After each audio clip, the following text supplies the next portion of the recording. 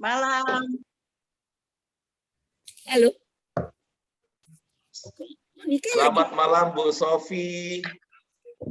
Malam Bu Sofi. Halo, selamat malam semua yang di Surabaya. Bagaimana kabar Kupang? Orang ngomong. Puji Tuhan, Kupang sehat, kita. Puji Tuhan. Nah ini. Kok hilang lagi?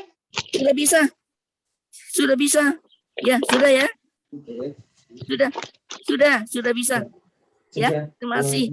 Ya. Loh, kok gambarnya hilang, Bu Jan? Sudah bisa. Sudah ya, nanti hilang lagi. Sofi ini udah lama ya pulang ya? Pulang kok keluar? Iya, saya tamu tuh. Bismillah keluar. Ya. Baik. Terlempar. Pulang dari tahun 2020 Pak Nita. Baik. Baik Bapak Ibu. Waktunya sudah menunjukkan pukul pas jam 7, jam 19. Kita mulai acara KD malam hari ini ya. Puji Tuhan, senang sekali kita dapat kembali bersama-sama di acara KD ini. Senang sekali ini ada Bu Chen yang baru pertama kali ikut gabung di KD. Wah, sangat senang sekali. Juga ada Bu Sofi, Kak Desi, Pak Ari yang dari luar Pulau Jawa ini. Terima kasih untuk waktunya. Kemudian untuk Bu Sumila, Bu Yohana, Kak Monika, Pak Yuyut, Bu Ase, Pak Iwan, Pak Ernest, Bu Dina, terima kasih. Dan Pak Daud tentunya.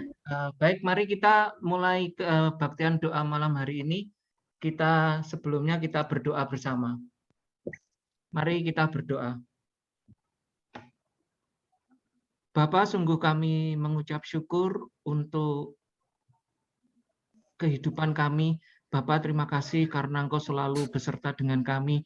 Engkau yang selalu menyertai kami, Engkau yang memberkati kami, Engkau yang melindungi kami. Bapak, sungguh kami sangat bersukacita karena pada malam hari ini kami dapat berkumpul bersama dengan anggota jemaat sektor 5 untuk kami dapat mendengarkan firman-Mu, untuk kami dapat saling sharing untuk menguatkan kami pribadi masing-masing.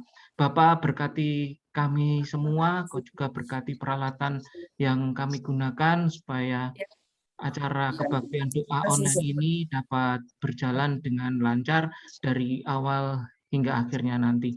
Terima kasih Bapak, di dalam nama Tuhan Yesus kami serahkan. Tadi bagus suaranya. Ini amin.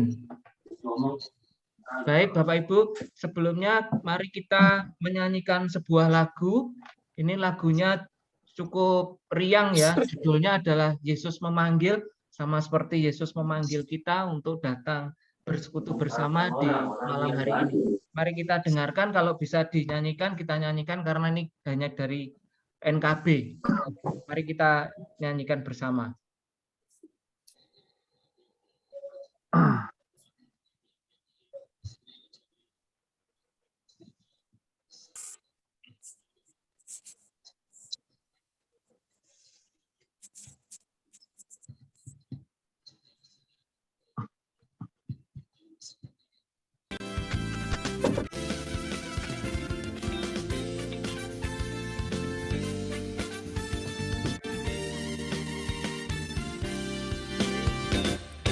Yesus memanggil, mari segera ikutlah jalan selamat datang. Jangan sesat, dengar sabdanya, hai marilah segera. Sungguh nanti kita akan senang, bebas dosa, hati pun tenang, bersama Yesus dalam terang di rumah yang kekal. Hai marilah kecil dan besar, biar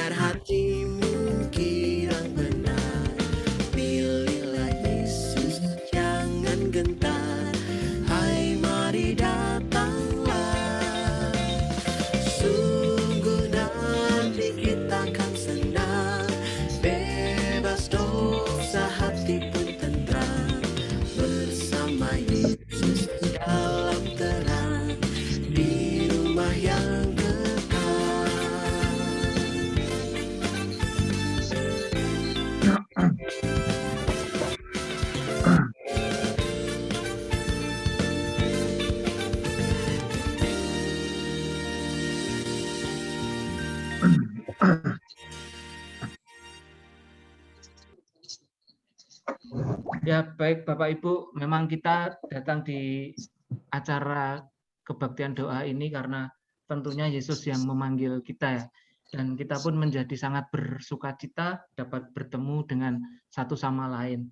Baik, pada malam hari ini kita juga akan mendengarkan sharing dari Mas Ari Putra tentang pengalamannya hidup bersama dengan Tuhan Yesus tentunya. Silakan Mas Ari. Ya, terima kasih waktunya Pak Yosa. Selamat malam, shalom Bapak Andreas, buat bapak-bapak, buat ibu-ibu yang selalu setia saling mendoakan, juga mendoakan saya dan keluarga yang di sini. Ya.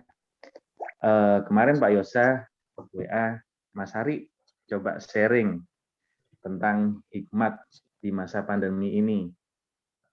Terus terang banyak hal yang saya dan keluarga dapat ambil hikmatnya ini. Mulai dari bagaimana kita mengatur kesehatan. Kuncinya gimana ya? Kuncinya harus tetap berpikir positif. Itu sih yang lakuin sama istri. Terus masa pandemi ini, terus terang di awal-awal ini sungguh menakutkan juga buat saya awalnya toh, karena saya kerja di lapangan. Saya benar-benar merasakan bagaimana suasana kota ini sepi gitu toh. Mobil itu bisa dihitung dengan jari kalau saya putar ke toko, karena bagaimanapun juga kan saya kerja di consumer di food kan, distribusi bahan makanan, mulai susu, bubur bayi, terus mie instan. Jadi ya mau nggak mau saya harus turun ke lapangan. Pemerintah menganjurkan untuk WFH, tapi ya nggak mungkin lah bagi saya seorang lapangan itu, saya harus melihat pasar, terus harus kunjungan ke outlet juga, menjaga ketersediaan kebutuhan stok di lapangan. Bahkan waktu itu juga sempat untuk melayani kebutuhan sosial, bantuan sosial gitu. Jadi mau nggak mau saya harus turun ke lapangan. Jadi dalam arti di lain yang mungkin di tempat lain bisa kerja di rumah, saya nggak bisa merasakan harus kerja di rumah. Terus terang area kerja saya ini sampai 4 provinsi bisa dibilang. Mulai Provinsi Minahasa, Manado, terus Provinsi Bolangan Mongondo juga ada, Provinsi Gorontalo juga ada, Sulawesi Tengah saya juga pegang sampai perbatasan Palu. Parigi Poso saya masih pegang situ. Nah, jadi mau nggak mau saya beserta tim harus turun ke lapangan untuk menjaga ketersediaan stok yang ada di outlet sehingga bisa terdistribusi di masyarakat. Banyak hal yang bisa yang saya lalui di awal-awal masa pandemi ini, mulai harus melewati perbatasan, harus ada surat tugas, jadi terus harus ngotot-ngototan sama yang penjaga perbatasan, tapi mau nggak mau tugas saya itu, saya harus bisa distribusiin bahan-bahan pokok ke outlet sampai ke masyarakat. Terus juga harus jaga supaya tidak ada penimbunan stok di outlet. Jadi ya saya bersama tim, ya ada tim yang mau benar-benar tulus jalan waktu itu, ada juga yang merasa takut juga jalan waktu itu toh. Tapi ya mau nggak mau kita harus jalanin itu sebagai tugas dan tanggung jawab kita toh sebagai distributor bahan kebutuhan pokok di sini.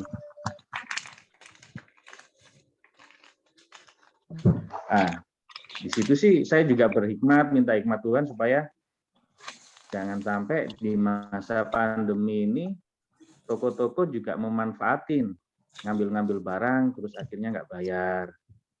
Gimana caranya? Jadi ya harus pintar-pintar ini baca kondisi toko juga toh. Jangan sampai toko udah mulai ancang-ancang tutup, kita suplai barang banyak-banyak.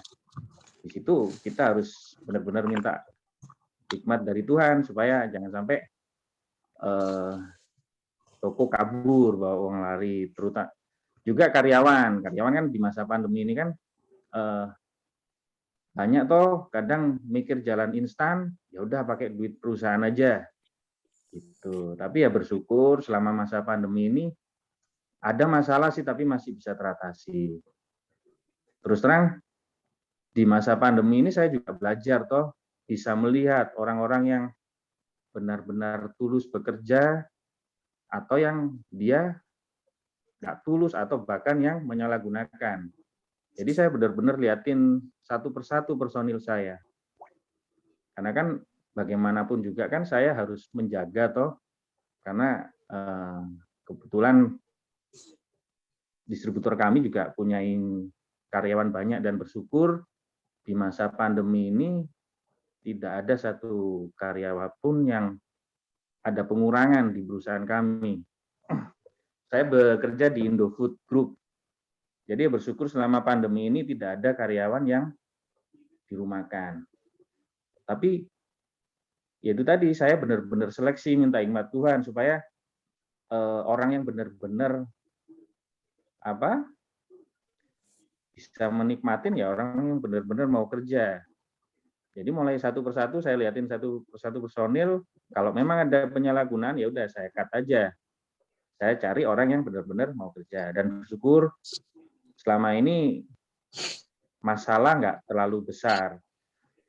Terang itu juga dekat tuntunan Tuhan. Sehingga saya di sini ditempatin di jauh-jauh masih bisa merasakan nyaman, ya toh bisa mengajarkan di tempat sini gimana bisa mengelola sales dengan baik sehingga cash flow perusahaan juga tidak ada kendala.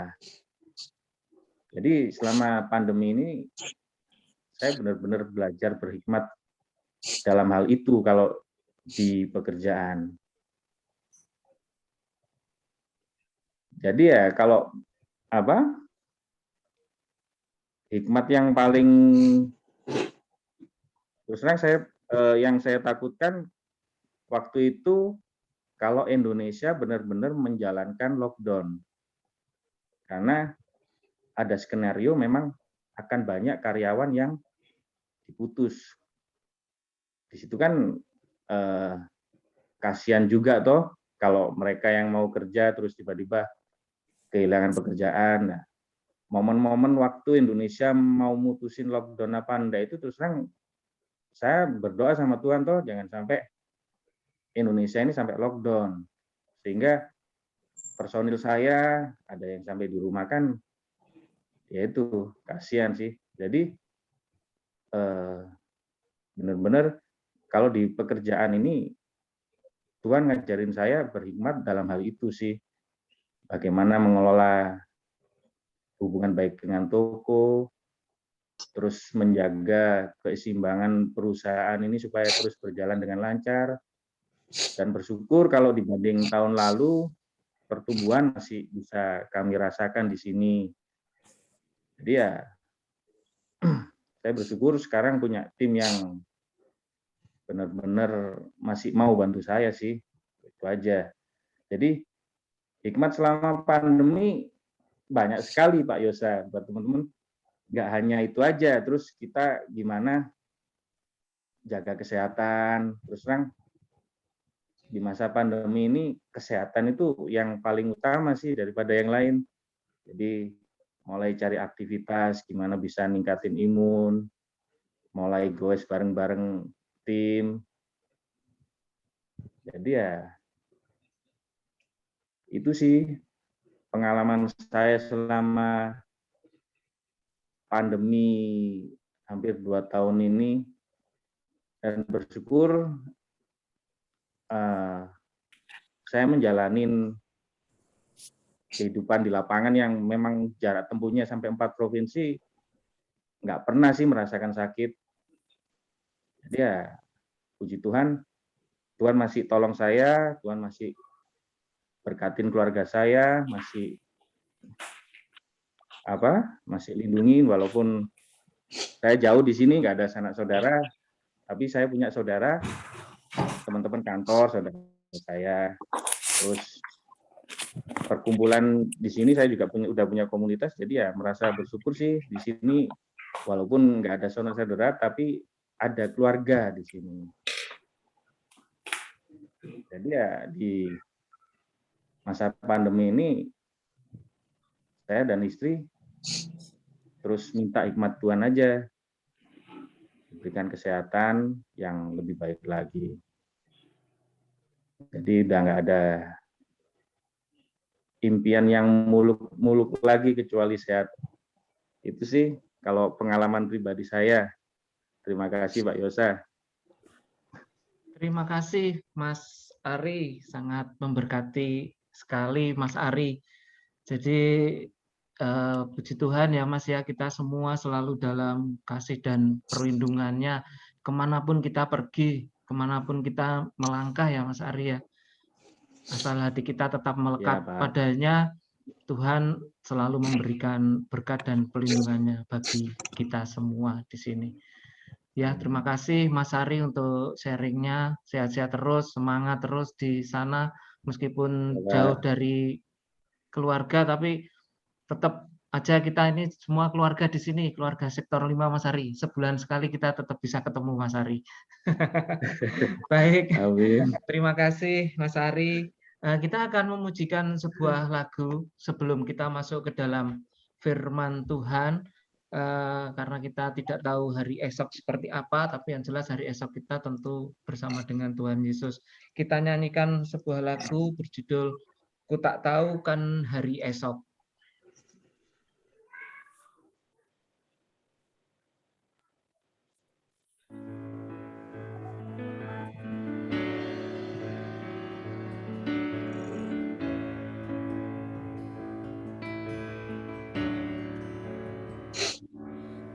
Ku tahu kan hari esok, namun langkahku tetap bukan surya ku harapkan, karena surya kan lenyap. Oh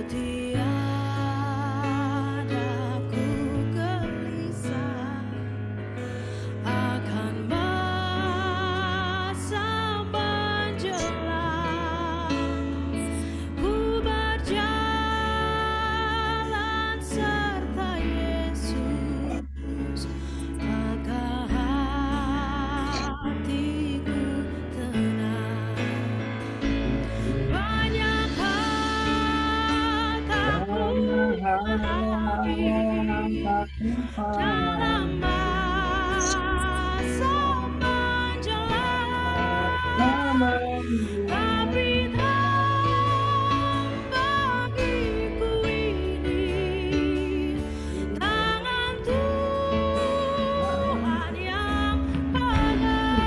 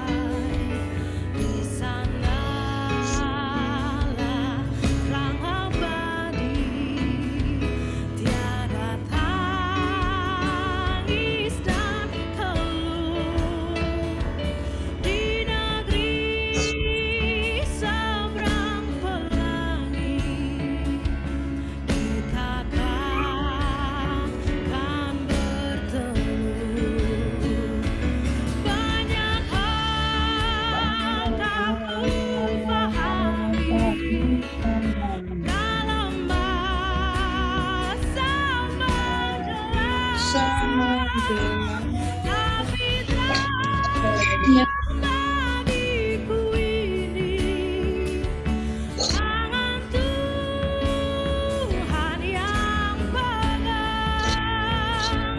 Banyak hal tak ku fahami dalam masa menjelang,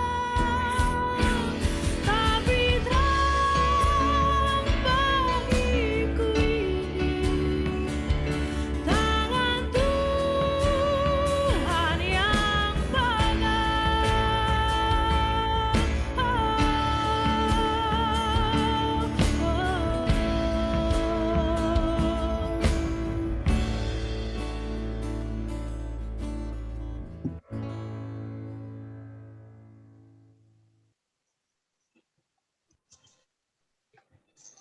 Baik, untuk selanjutnya kami persilahkan Pak Andreas untuk firman-Nya.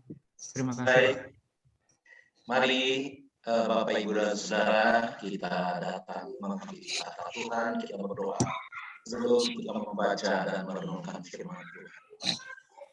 Ya Tuhan yang kami sembah di dalam Yesus Kristus, kami sungguh bersyukur Tuhan, Engkau Allah sumber hikmat bagi setiap kami. Dan itu pula yang boleh mengantar kami untuk berjumpa satu dengan yang lain dalam persekutuan doa sektor 5 pada malam hari ini. Sekalipun banyak keterbatasan, bahkan tantangan hambatan yang kami hadapi, tetapi kami memiliki semangat untuk boleh bersekutu bersama. Bukan hanya bersekutu dengan sesama kami, tetapi juga dengan Tuhan, yang kami percaya selalu memimpin dan menuntun kehidupan kami, apapun keadaan yang kami hadapi. Terima kasih Tuhan, dan sebentar kami akan membaca firman-Mu. Kiranya hikmat Tuhan sungguh-sungguh boleh dicurahkan bagi setiap kami, baik hamba-Mu yang akan membaca dan menguraikan, demikian juga setiap saudara-saudara yang ada di ruang Zoom ini. Kami semua berbagian atas kebenaran firman-Mu. Jauhkan kami dari hal-hal yang membuat kami terhambat untuk menikmati berkat Tuhan malam hari ini. Peralatan yang kami gunakan, Engkau berikan kelancaran. Jaringan internet kami semua juga Tuhan, Engkau tolong supaya tidak ada masalah. Dan kami semua boleh bersekutu, bahkan di sampai akhirnya kami menikmati persekutuan. Terima kasih Tuhan, ini harapan doa sembahyang kami. Sapa dan lawatlah kami dengan kebenaran firman Tuhan. Kami siap menyambutnya. Di dalam nama Yesus kami semua berdoa dan memohon. Haleluya. Amin. Salam Bapak, Ibu, dan Saudara yang terkasih di dalam Tuhan. Adalah hal yang sangat menggembirakan dan membahagiakan bisa berjumpa dengan saudara-saudara terkasih Jemaat Sektor 5. Sudah sekian lama kita tidak berjumpa, dan malam hari ini Tuhan izinkan kita untuk berjumpa satu dengan yang lain. Saya sangat berharap kita semua boleh mendengar apa yang saya sampaikan. Saya percaya Ibu Chen dengar suara saya? Dengar. Puji Tuhan. Oke, saya mengajak kita untuk membuka Alkitab di dalam Amsal pasal 9, ayat pertama sampai dengan ayat yang ke-6. Ketika Pak Yosa WA saya dan bertanya, kira-kira tema apa Pak Andreas? Saya kemudian berpikir, mungkin kita tepat untuk berbicara atau menggumulkan tentang tema yang berkaitan dengan hikmat. Akhirnya kemudian saya sampaikan, bagaimana kalau temanya hidup berhikmat di masa pandemi? Ya, tidak jarang hal ini menjadi hal yang perlu untuk kita renungkan bersama. Mari kita perhatikan di dalam Amsal pasal yang ke-9 ayat yang pertama sampai dengan ayat yang ke-6. Saya akan membacakannya untuk Bapak, Ibu, dan Saudara. Mari mendengar di rumah masing-masing.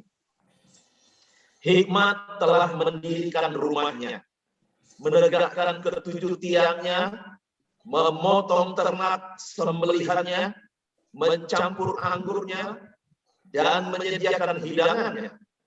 Pelayan-pelayan perempuan telah disuruhnya berseru-seru di atas tempat-tempat yang tinggi di kota. Siapa yang tak berpengalaman, singgahlah kemari. Dan kepada yang tidak berakal budi, katanya, marilah, makanlah rotiku dan minumlah anggur yang telah kucampur. Buanglah kebodohan, maka kamu akan hidup, dan ikutilah jalan pengertian. Sampai sedemikian jauh bagian firman Tuhan yang boleh kita baca bersama-sama. Yang berbahagia adalah mereka yang membaca, merenungkannya, dan melakukan firman itu dalam hidup hari lepas hari. Saya akan share screen dulu.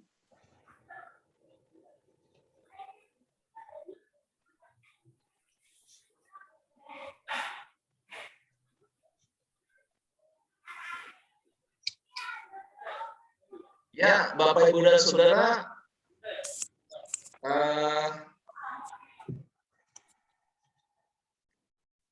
kita berbicara tentang hikmat. Hidup berhikmat di masa pandemi. Ya. Apa yang sebetulnya mau kita pahami? Banyak orang berpikir, ya, kita sudah menghadapi situasi yang sulit, yang berat, dan tidak mudah. Apa yang mau kita bicarakan terkait dengan hikmat?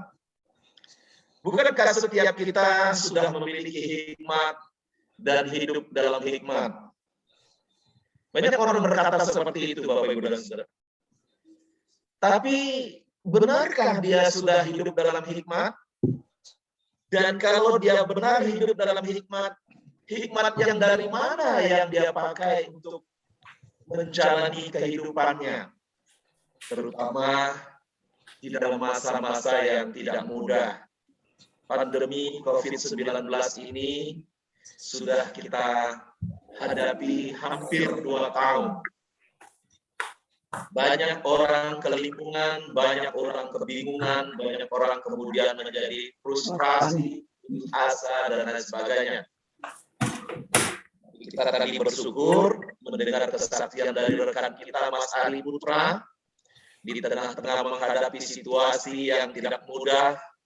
Beliau harus bekerja, sekalipun pemerintah menerapkan semi-lockdown atau bahkan lockdown, tetapi tuntutan pekerjaan membuatnya mau tidak mau, suka tidak suka harus keluar rumah. Dan saudaraku yang dikasih dalam Tuhan, hal-hal semacam itu kita putuskan dalam hidup kita di masa pandemi. Kita pasti punya rasa khawatir, punya rasa takut, was-was, dan lain sebagainya. Apalagi kita hampir tiap hari kemudian mendengar berita jumlah kasus orang terpapar COVID-19 di Indonesia, terutama di gelombang kedua, yaitu gelombang kedua yang disebut COVID-19 varian Delta ini luar biasa sekali. Tidak banyak orang menduga kalau yang terjadi bisa begitu parah, begitu ya. Mereka kemudian menjadi kaget, bahkan kita mungkin menjadi kaget. Di gelombang pertama tidak separah itu, tetapi di gelombang kedua di varian Delta ini luar biasa. Bahkan hari-hari terakhir ini kita juga mendapat berita beberapa negara Eropa mengalami lonjakan kasus positif COVID varian Delta begitu tinggi. Nah, di tengah kondisi seperti itu kita terintimidasi. Kita mengalami ketakutan, kekhawatiran, dan lain sebagainya. Kita memang sudah waspada, sudah menjaga protokol kesehatan, tetapi itu belum cukup menolong kita untuk tidak khawatir, tidak takut, tidak was-was dengan kondisi yang seperti itu. Nah, itu sebabnya kita membutuhkan hikmat dalam menjalani hari-hari kita. Ya, tentu saja bukan hanya pada masa sekarang kita membutuhkan hikmat. pada masa-masa yang tidak yang aman dan yang menyenangkan pun dalam kehidupan kita berkarir, berkarya, bekerja, berumah tangga, pelayanan, kita membutuhkan hikmat. Nah, hikmat dari mana yang kita butuhkan? Saudara yang dikasih dalam Tuhan, di dalam firman Tuhan, kalau kita perhatikan Yakobus pasal 1, itu jelas dikatakan di dalam ayat yang kelima, bahwa kita membutuhkan hikmat yang daripada Tuhan. Di sana dikatakan, tetapi apabila di antara kamu ada yang kekurangan hikmat, hendaklah ia memintanya kepada Allah yang memberikan kepada semua orang dengan murah hati dan dengan tidak membangkit-bangkit. Maka itu kepadanya. Poin penting yang saya mau katakan di sini adalah bahwa kita membutuhkan hikmat yang spesial, yang khusus, yang spesifik, yaitu dari Tuhan. Maka seorang penginjil bernama Charles Spurgeon mengatakan, hikmat adalah keindahan hidup yang hanya bisa dihasilkan oleh Allah di dalam diri kita. Terlepas dari baik masa pandemi maupun masa bukan pandemi, kita membutuhkan hikmat yang dari Tuhan. Karena hikmat daripada Tuhan inilah yang luar biasa. Yang sanggup menuntun, mengarahkan, dan membimbing kita. Ketika kita berhadapan dengan apapun juga yang Tuhan izinkan kita hadapi dalam hidup kita. Tidak hanya pada masa pandemi ini, tetapi seluruh kehidupan kita seharusnya kita jalani dengan berpedoman pada hikmat Tuhan. Itu sebabnya kita sungguh-sungguh harus berseru kepada Tuhan, meminta hikmat Tuhan agar boleh menuntun kita melewati hari-hari kita yang kita tidak tahu. Ujian terakhir, tak ku tahu kan hari esok. Tetapi Tuhan pasti tahu hari esok setiap kita. Tuhan tahu apa yang terbaik untuk setiap kita. Maka sangat disayangkan kita sebagai anak Tuhan tidak sungguh-sungguh mengandalkan hikmat daripada Tuhan. Dan seringkali kita berpikir, saya mampu, saya sanggup, saya bisa. Hari ini, mari kita memfokuskan bahwa hikmat yang benar adalah hikmat yang datang dari Allah. Itu sebuah keindahan, dikatakan oleh Charles Spurgeon. Orang dunia banyak berpikir bahwa berhikmat adalah memiliki pendidikan tinggi, memiliki gelar banyak, mempunyai keahlian, atau sudah kenyang makan asam garam kehidupan, atau berpengalaman banyak dalam kehidupan, dan lain sebagainya. Tapi benarkah itu bisa menuntun kita? Tidak sedikit orang yang memiliki pengetahuan tinggi, tidak sedikit orang yang memiliki gelar banyak, tidak sedikit orang yang dipandang ahli oleh dunia, dikatakan sudah kenyang makan asam garam kehidupan, dan dikatakan berpengalaman. Tetapi justru seringkali terpuruk dan terjerumus ketika mereka mencoba menjalani hidup tanpa Tuhan. Ketika mereka mencoba mengerjakan segala sesuatu menurut kemampuannya, menurut kapasitasnya, itu artinya bahwa hikmat manusia tidak cukup mampu membimbing hidup kita. Sebagai orang yang beriman kepada Tuhan Yesus Kristus, hanya pimpinan Roh Kudus dengan hikmat Roh Kudus lah yang sanggup memimpin kita di dalam hari-hari yang sulit yang kita hadapi, terutama di masa pandemi COVID-19 ini.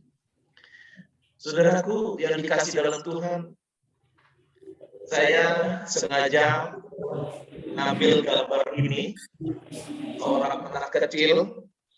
Kita seringkali berpikir anak kecil adalah orang yang polos, yang belum memahami banyak hal.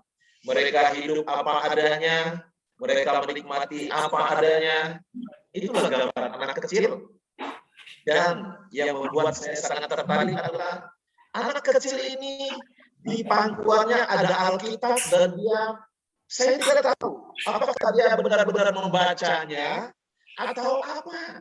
Tetapi ketika Alkitab itu terbuka dalam tangannya, di atas Alkitab itu dia tertawa lepas seperti itu. Apa yang saya bayangkan ketika saya mengambil gambar ini, saudara-saudara? Yang terbayang dalam pikiran saya ketika melihat gambar anak ini adalah bahwa dia memiliki hikmat yang betul-betul membuatnya bisa berbahagia, bersukacita.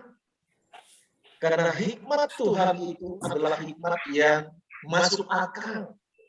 Bukan sesuatu yang tidak bisa kita pikirkan. Bukan sesuatu yang tidak bisa kita analisa.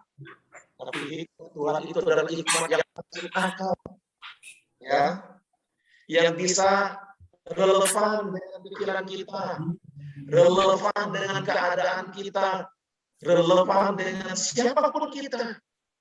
Sehingga saya katakan hikmat Tuhan itu tidak pandang apakah dia punya gelar, dia punya pendidikan tinggi, dia punya pengalaman banyak. Oh tidak, hikmat Tuhan itu bisa dinikmati oleh siapapun juga yang hidupnya bersahaja, hidupnya menengadah kepada Tuhan. Karena hikmat Tuhan itu masuk akal, fleksibel, menuntun kejernihan pikiran, menuntun kecakapan untuk mempertimbangkan dan memutuskan, keterbukaan pada diri dan sesama, serta kerendahan hati dan kebergantungan kepada Tuhan. Itulah hikmat Tuhan. Anak kecil ini begitu gembira, dia membuka Alkitab, dia tertawa seperti keadaannya begitu bersahaja. Kenapa Bapak Ibu dan Saudara? Karena dia merasakan betapa indahnya bergantung kepada hikmat Tuhan. Pada bagian ini, mari kita di tengah-tengah kehidupan yang tidak mudah ini, jangan berjalan sendiri. Tuhan menyediakan firman-Nya, Tuhan menyediakan dirinya melalui firman-Nya yang selalu bisa kita baca. Tuhan juga menyediakan orang-orang yang selalu bersekutu dengan kita di dalam Tuhan, termasuk malam hari ini. Disitulah sebetulnya Tuhan sering menunjukkan hikmat-Nya kepada anak Tuhan. Namun sayang sekali tidak sedikit anak Tuhan juga yang tidak mau seperti anak kecil di dalam memperlakukan firman Tuhan. Banyak orang Kristen mengerti banyak doktrin, banyak orang Kristen mengerti teologi, banyak orang Kristen berkata sudah melayani sekian banyak tahun. Tetapi justru itu sebetulnya menjauhkannya dari hikmat Tuhan. Karena dia akan cenderung memakai akal yang dia anggap dia sudah bisa, dia sudah mampu. Tetapi saya mau mengajak kita untuk bisa menikmati hikmat Tuhan dan membuat kita hidup terus bergantung kepadanya adalah ketika kita belajar seperti anak kecil. Memiliki kebergantungan sepenuhnya seutuhnya kepada Tuhan. Di dalam Amsal pasal yang ketiga, 13-14 di sana dikatakan, berbahagialah orang yang mendapat hikmat, orang yang memperoleh kepandaian, karena keuntungannya melebihi perak dan hasilnya melebihi emas. Sudah barang tentu ayat firman Tuhan ini berbicara tentang orang yang berbahagia itu adalah orang yang mendapatkan hikmat. Sebabnya di pembukaan tadi saya katakan di dalam Yakobus pasal 1 ayat 5. Kalau misalnya kita tidak merasa bahwa kita sudah memiliki hikmat Tuhan, mintalah kepada Tuhan. Tuhan sudah menyediakan jalurnya buat kita Bapak Ibu dan Saudara. Hari-hari ini banyak anak-anak Tuhan juga yang tidak melihat jalur begitu terbuka untuk berdoa dan berseru kepada Tuhan, untuk membaca firman Tuhan. Mengapa demikian? Karena mereka mencoba menangani kondisi situasi pandemi COVID-19 ini tidak bergantung kepada Tuhan, tetapi mencoba untuk memakai hikmat manusia. Pernah ada yang bertanya kepada saya, loh Pak Andreas, pemerintah kan sudah merencanakan bahkan mengkampanyekan dulu 3M, mencuci tangan, memakai masker, kemudian menjauhi kerumunan. Sekarang 6M, menjauhi mengurangi mobilitas, lalu mengurangi apa lagi? 6M. Pak Yosa mungkin tahu meneruskannya. Mencuci tangan, memakai masker, menjauhi kerumunan, lalu Makan bersama. ya, Makan bersama. menjauhi makan bersama. Mungkin menjauhi mancing bersama juga ya. Mancing bersama. Menjauhi makan bersama, mengurangi mobilitas. Satu lagi apa Bu? Lihat. 6 loh sekarang ini. Menjaga jarak. Menjaga jarak. Ya, betul. Jadi 6. Itu baru 3M. Sekarang sudah 6M. Itu kan pemerintah yang mengaturnya. Dan sebagainya. Termasuk PPKM. Kemarin ada yang guyonin saya. Pak Andreas tahu nggak PPKM itu apa? Ya. Pinggul pinggang, kian melar. Benar. Yang merasa langsung bisa jawab, Pak. Betul.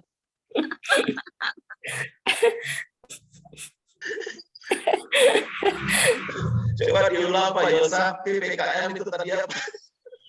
Pinggang pinggul Pinggang-pinggul melar. melar. Kian melar. Tanya apa kayaknya? Pinggang Kian.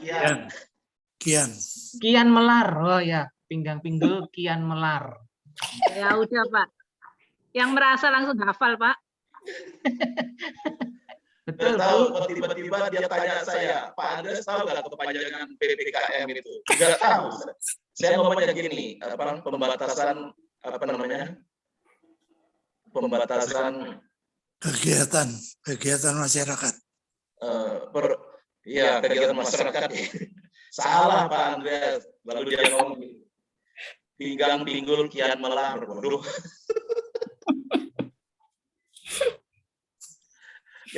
Kita kembali ke bagian ini. Jadi Bapak Ibu dan Saudara, ya 6M apapun silakan. Tetapi satu hal yang harus kita perhatikan adalah di masa pandemi ini kita dituntut untuk betul-betul berjalan bersama dengan Tuhan. Meminta agar Tuhan yang menuntun memimpin kehidupan kita. Sebab apa? Apapun strategi yang sudah dilakukan oleh manusia, ya, itu bisa menjadi jalan Tuhan, cara Tuhan untuk menuntun kita. Apakah kita mau bergantung kepada Tuhan, mentaatinya atau tidak? Nah, dalam Amsal 9 ayat 1-6 yang tadi saya baca, saya itu melihat bagian itu satu hal yang sangat luar biasa. Coba Bapak Ibu perhatikan. Hikmat telah mendirikan rumahnya, menegakkan ketujuh tiangnya, memotong ternak sembelihannya, mencapur anggurnya, dan menyediakan hidangannya.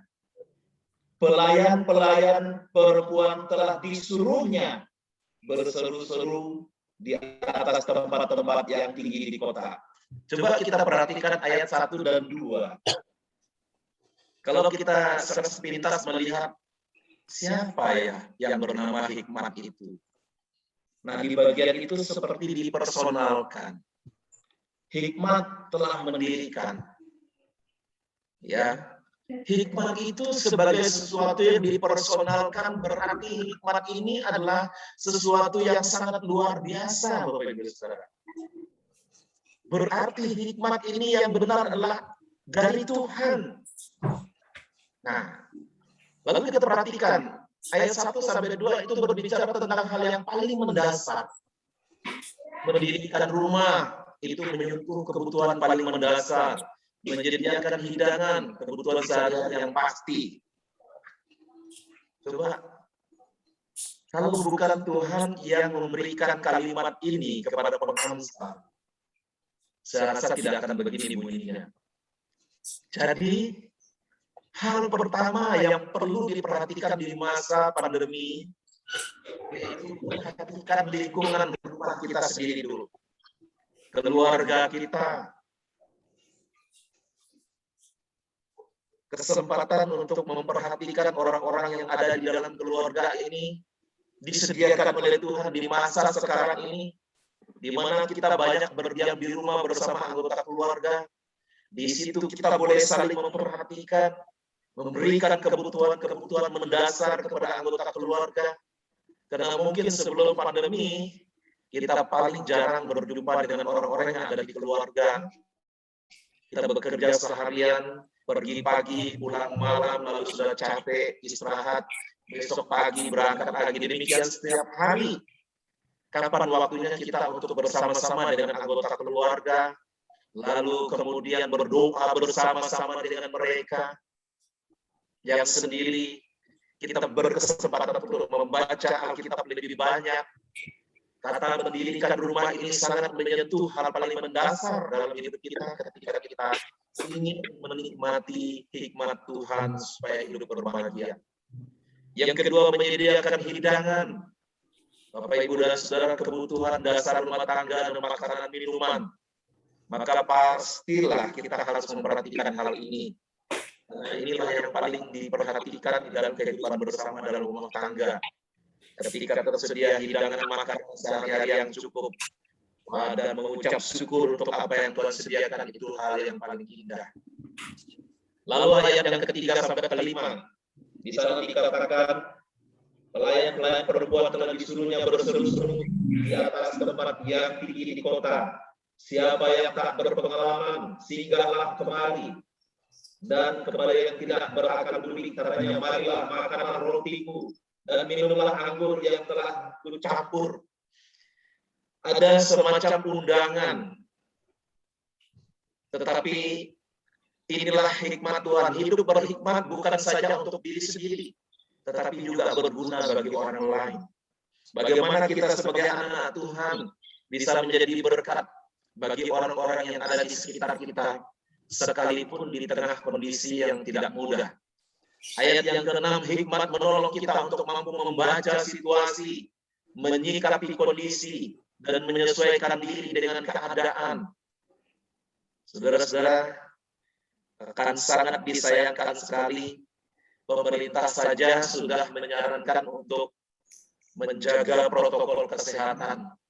Tetapi manakala ada orang-orang yang mengatakan diri hidup di dalam Tuhan, tetapi tidak memperhatikan ini, saya tidak mengatakan dia tidak mengerti, tetapi sebetulnya dia perlu berseru kepada Tuhan. Kita boleh mengerjakan segala sesuatu di tengah situasi yang tidak mudah, tetapi kita juga tidak boleh sembrono. Kita juga tidak boleh main-main dengan keadaan ini. Banyak orang-orang yang suka berpikir, mana sih pandemi itu nggak ada. Tetapi kita memperhatikan realita. Korban sudah begitu banyak. Kemudian banyak hal yang juga memberikan isyarat kepada kita bahwa ini berbahaya sekali. Tapi sayang sekali masih ada orang-orang yang hidupnya sembrono, tidak menjaga 6M itu tadi, tetapi malah beranggapan bahwa aku kuat, aku bisa, aku mampu. Dalam bagian ini, buanglah kebodohan. Firman Tuhan menegaskan, di tengah situasi seperti ini, ketika kita mau hidup dalam hikmat Tuhan, kita perlu cakap membaca situasi, menyikapi kondisi, dan menyesuaikan diri dengan keadaan. Kita tidak boleh sembarangan. Nah, saya khususnya karena di Departemen Pengembalaan, mendampingi Departemen Pengembalaan, waduh, secara manusia sebetulnya bercampur baur. Bapak, Ibu, dan Saudara mungkin mendengar ya, waduh, cukup berat bagi saya rasanya. Ini kenapa sih banyak sekali yang harus berpulang, belum selesai yang satu diurus, ada kabar yang lain lagi, dan segala macam. Kadang-kadang saya berpikir, apa maksudnya ini Tuhan? Tetapi saya tahu bahwa di balik semuanya itu makin mengajarkan bahwa betapa lemahnya manusia, betapa tidak berdayanya manusia. Maka seharusnya lah kita berpegang dan bergantung pada hikmat Tuhan. Karena dialah yang sanggup menolong kita untuk bisa membaca situasi, menyikapi kondisi, dan menyesuaikan diri dengan baik dan benar di tengah situasi yang tidak mudah ini. Paulus mengatakan dalam Roma 12 ayat 2, biarlah kita tidak sama dengan dunia, tetapi dapat membedakan mana yang baik dan mana yang tidak baik, mana yang kehendak Allah dan mana yang bukan kehendak Allah. Itu kan yang Tuhan rindukan di dalam kehidupan kita sebagai orang-orang yang percaya. Itu sebabnya kuncinya di tengah situasi yang tidak mudah ini, di dalam Amsal 5 pasal 3 pasal 5 sampai 10 ayat 5 sampai 10, hikmat sebenarnya berhubungan dengan relasi pribadi kita dengan Tuhan dan hidup sesuai kehendak-Nya. Kata kuncinya adalah relasi pribadi kita dengan Tuhan. Ketika relasi pribadi kita dengan Tuhan baik dan lancar, saya yakin dan percaya kita diberikan kemampuan, diberikan hikmat, kecakapan untuk menghadapi situasi yang tidak mudah di tengah-tengah kondisi yang masih sangat memprihatinkan ini.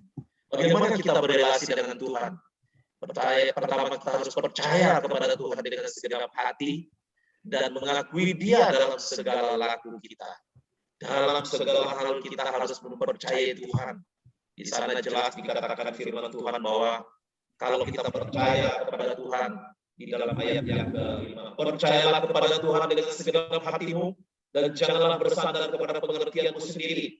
Akuilah Dia dalam segala lakumu, maka Ia akan meluruskan jalanmu. Yang kedua, bergantung sepenuhnya pada Tuhan dan tidak pada diri sendiri. Janganlah engkau menganggap dirimu sendiri bijak. Takutlah akan Tuhan dan jauhilah kejahatan.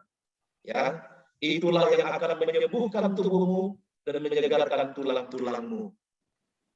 Bergantung kepada Tuhan ini hal yang sangat penting dalam hidup kita.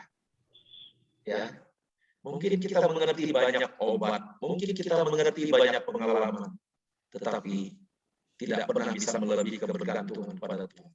Dan yang ketiga, muliakanlah Tuhan dengan harta, potensi, dan karya kita. Di sana dikatakan, muliakanlah Tuhan dengan hartamu dan dengan hasil pertama dari segala penghasilanmu. Maka lubuk-lubukmu akan diisi penuh sampai melimpah-limpah. Kebutuhanmu akan meluap dengan air buah anggurnya. Saya ingin mengajak kita memahami dalam hal yang sederhana di bagian ini. Kadang-kadang kita terlalu khawatir dengan kehidupan kita. Bapak, Ibu, dan Saudara, kita tahu bahwa kekhawatiran itu tidak akan pernah menambahkan sehasta pun dalam jalan hidup kita. Kata firman Tuhan mengatakan. Tetapi manakala kita mau belajar berserah kepada Tuhan, apapun yang Tuhan berikan kepada kita bisa menjadi potensi untuk kita berkarya, untuk penghidupan kita. Masakan, burung di udara saja Tuhan pelihara, dan kita ini adalah pribadi-pribadi yang diciptakannya begitu berharga, tidaklah mungkin Tuhan meninggalkan kita. Mari ini masuk dalam relasi kepada Tuhan, mempercayai Tuhan, bergantung pada Tuhan, memuliakan Tuhan. Di tengah pandemi COVID-19 yang belum berlalu ini, kita tidak tahu sampai kapan akan berakhir, tapi kita juga tidak perlu khawatir karena kita selalu bersama dengan Tuhan yang tidak pernah meninggalkan kita. Itulah cara hidup yang bergantung kepada Tuhan. Bapak, Ibu, dan Saudara yang dikasihi dalam Tuhan, saya kembali kepada posisi semula supaya saya bisa melihat kita semua. Satu pertanyaan yang saya ingin tanyakan.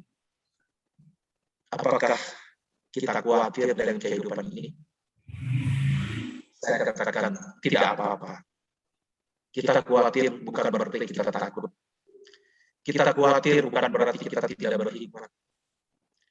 Tetapi di dalam kekhawatiran itu, mari kita makin merenda persekutuan dengan Tuhan. Makin membangun hubungan dengan Tuhan. Relasi dengan Tuhan.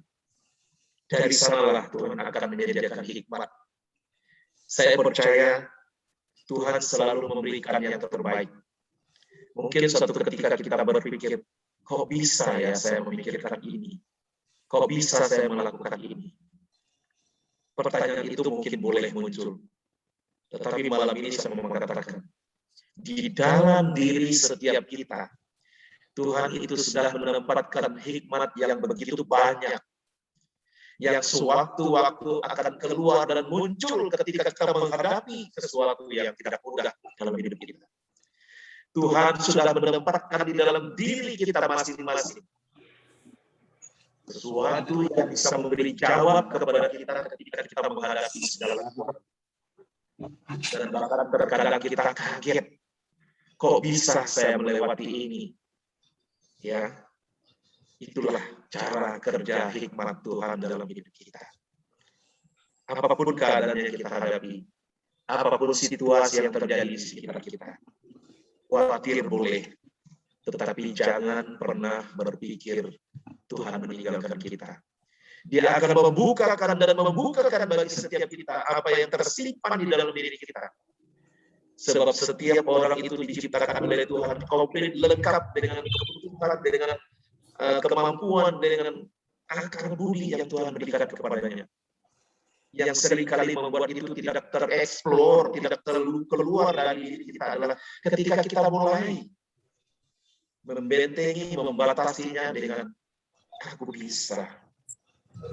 Apalagi dengan berpikir si A, si B bisa saya andalkan. Tidak, Bapak Ibu dan Saudara. Langkah pertama-tama adalah relasi dengan Tuhan. Dan dari sanalah Tuhan akan menunjukkan apa yang menjadi jawaban bagi kita. Bisa dari si A, si B, tetapi setelah kita berrelasi dengan Tuhan, Tuhan akan menunjukkan bagi kita.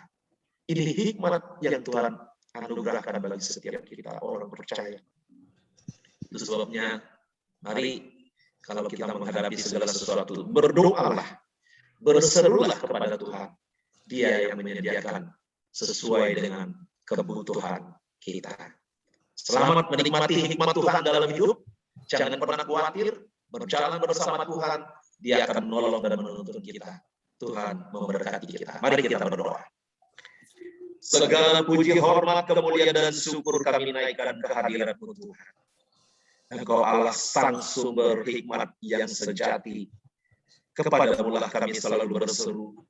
Biarlah Engkau berkemurahan dan selalu memberikan hikmat kepada kami ketika kami berhadapan dengan berbagai situasi kondisi yang tidak mudah dalam hidup kami. Kami percaya ketika kami terus berrelasi dengan Tuhan, Tuhan akan semakin menuntun dan membimbing kami sesuai dengan hikmat-Mu untuk boleh melewati kesulitan demi kesulitan, pergumulan demi pergumulan yang kami hadapi. Tuhan berkati anak-anak-Mu jemaat anggota sektor 5, baik yang berada di ruang Zoom ini maupun yang belum sempat bersama-sama dengan kami. Anugerahkan hikmat-Mu kepada setiap mereka. Inilah doa sembahyang kami. Terpujilah Allah di surga, di dalam nama Yesus kami semua berdoa dan mengucap syukur. Haleluya. Amin. Saya kembalikan kepada Pak Yosa. Amin. Terima kasih Pak, memberkati sekali. Jadi memang kita hanya satu ya, hubungan dengan Tuhan, kita harus tergantung dengan Tuhan dan kita harus mempunyai relasi yang baik gitu dengan Tuhan. Apapun keadaannya, pasti Tuhan memberikan hikmat kepada kami. Baik Pak, untuk berikutnya doa syafaat Pak yang tadi sudah saya sampaikan melalui WA ke Bapak. Terus kemudian barangkali bagi Bapak Ibu yang belum ada pokok-pokok doa yang belum tersampaikan, barangkali ada yang mau menyampaikan pokok-pokok doanya. Silakan Bu Chen, Bu Lucy. Silakan siapa yang mau menyampaikan pokok doa, saya catat. Tadi Bu Rosita ya, jika Tuhan berkata perkenan Desember ya Pak Ernest ya. Ya, Pak. Ada yang lain yang mau minta didoakan, silakan.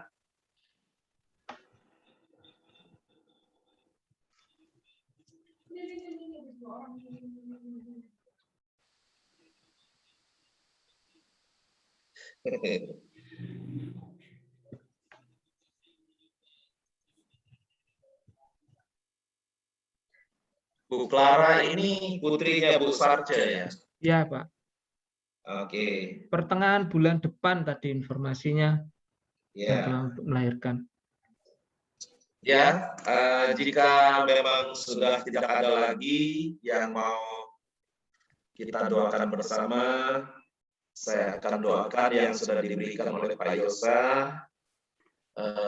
Sekaligus tutup atau bagaimana? Iya, Pak. Sekaligus doa penutup dan berkat ya, Pak. Terima kasih. Oke, baik. Oke. Mari kita bersama-sama tundukkan kepala, kita masuk dalam doa. Bapa Surgawi, di penghujung kebersamaan kami di dalam kebaktian doa sektor 5 ini, kami bersama-sama merendahkan diri, menengadah ke hadapan-Mu, memohon belas kasihan Tuhan, khususnya pada saat ini kami bersama-sama berdoa untuk kesehatan bagi seluruh anggota jemaat sektor 5. Kiranya Tuhan boleh menjamah setiap mereka. Ada di antara mereka yang juga dari sisi usia sudah tidak muda lagi, tetapi kiranya Tuhan terus menganugerahkan kesehatan kepada mereka. Demikian juga bagi mereka yang mungkin pada saat ini sedang dalam kondisi kurang sehat, mari Tuhan Engkau juga terus menyatakan pertolongan-Mu. Kami mau menyerahkan khususnya untuk Bu Clara, yang jika Tuhan berkenan pertengahan bulan depan akan melahirkan anak. Mari Tuhan Engkau menyatakan pertolongan-Mu kepada Ibu Clara, berikan kepadanya kesiapan mental, kesehatan fisik, dan terlebih hati yang bergantung kepada Tuhan. Dan biarlah ketika tiba proses persalinan nanti, tidak ada kurang satu apapun, baik untuk Bu Clara sendiri, demikian juga untuk bayi yang ada dalam kandungannya. Engkau anugerah kesehatan yang baik kepadanya. Demikian juga untuk Ibu Rosita, kami berdoa supaya Tuhan juga terus menyertai, menganugerahkan kesehatan yang baik, baik kepada Ibu Rosita, demikian juga untuk bayi yang ada dalam kandungannya, yang sesuai dengan jadwal bulan Desember akan bersalin. Mari Tuhan mendahului semua proses, Tuhan sertai, dan Engkau sertai juga tangan terampil dokter yang akan menolong dalam proses persalinan kedua ibu ini, baik Ibu Clara maupun Ibu Rosita, agar semua boleh berjalan dengan baik. Kami juga terus berdoa untuk pemulihan kesehatan bagi Ibu Suraji dan Bu Tati. Kiranya Tuhan menyatakan pertolongan-Mu, agar mereka semua boleh terus mengalami proses pemulihan dalam kesehatan mereka. Berkati setiap obat-obat yang dipergunakan, perawatan-perawatan yang dipergunakan, termasuk kasih sayang orang-orang terdekat mereka, Engkau berkati. Demikian juga kami berdoa untuk pekerjaan dan kondisi perekonomian anggota jemaat sektor 5 di masa pandemi COVID-19 ini. Tidak bisa dipungkiri, usaha, pekerjaan, karir mengalami gangguan-gangguan. Tetapi kiranya Tuhan terus boleh berkemurahan, mencurahkan berkat-Mu bagi anggota jemaat sektor 5, sehingga mereka tetap boleh merasakan pemeliharaan dan penyertaan Tuhan yang begitu indah dalam hidup mereka. Juga kami berdoa untuk saudara kami yang pada bulan Agustus ini Engkau tambahkan 1 tahun usia kepadanya. Kami berdoa untuk Bapak Iwan, saudara Oldi dan Esra, dan mungkin ada jemaat Tuhan yang lain, anggota sektor 5 yang di bulan Agustus ini Engkau tambahkan 1 tahun usia kepada mereka. Kiranya di usia yang ditambahkan, mereka akan semakin mencintai kasih sayang Tuhan, semakin merasakan pertolongan dan perlindungan Tuhan dalam kehidupan mereka. Engkau berkati juga kesehatan mereka, iman kerohanian mereka, pekerjaan mereka, agar mereka semakin boleh melihat betapa Tuhan itu begitu sempurna memelihara setiap mereka. Hamba berdoa juga Tuhan untuk saudara-saudara yang hadir di ruang Zoom ini, berdoa untuk Ibu Goa Chen, berdoa untuk Pak Ernest, berdoa untuk Mas Ali Putra bersama keluarga yang jauh dari kami di Manado sana, berdoa untuk Pak Iwan, berdoa untuk Bu Lucia, berdoa untuk Ibu Yohana dan keluarga, berdoa untuk Pak Yosa dan keluarga, Bu Sumila dan keluarga, Ibu dan keluarga, Ibu Monica, kemudian Pak Jujun, Ibu Sofi di Kupang, demikian juga untuk Desi, serta Mbak Asi, dan saudara-saudara kami yang lain. Tuhan sertai dan lindungi mereka senantiasa dengan anugerah kasih-Mu yang tidak berkesudahan. Mampukan mereka untuk terus boleh berelasi dengan Tuhan, sehingga mereka akan terus mengalami hikmat Tuhan di dalam menjalani hari-hari hidup mereka. Tuhan berkati setiap saudara kami yang tidak bisa bergabung malam hari ini. Apapun yang menjadi pergumulan kesulitan mereka, Engkau tolong mereka Bapa. Inilah harapan doa sembahyang kami. Yang sakit Engkau sembuhkan, yang bimbang ragu Engkau mantapkan iman mereka dalam Tuhan Yesus Kristus, yang mengalami pergumulan kesulitan masalah baik ekonomi, keuangan, kesehatan, Engkau jamah pulihkan setiap mereka dengan anugerah Tuhan. Karena kami sangat percaya dengan pemeliharaan Tuhan yang begitu sempurna. Inilah harapan doa sembahyang kami. Inilah kerinduan kami Tuhan. Saudara-saudara sekarang buka hatimu dan terimalah berkat Tuhan. Tuhan memberkati engkau dan melindungi engkau. Tuhan menyinari engkau dengan wajahnya dan memberi engkau kasih karunia. Tuhan menghadapkan wajahnya kepadamu dan memberi engkau damai sejahtera mulai sekarang ini sampai selama-lamanya. Amin. Amin.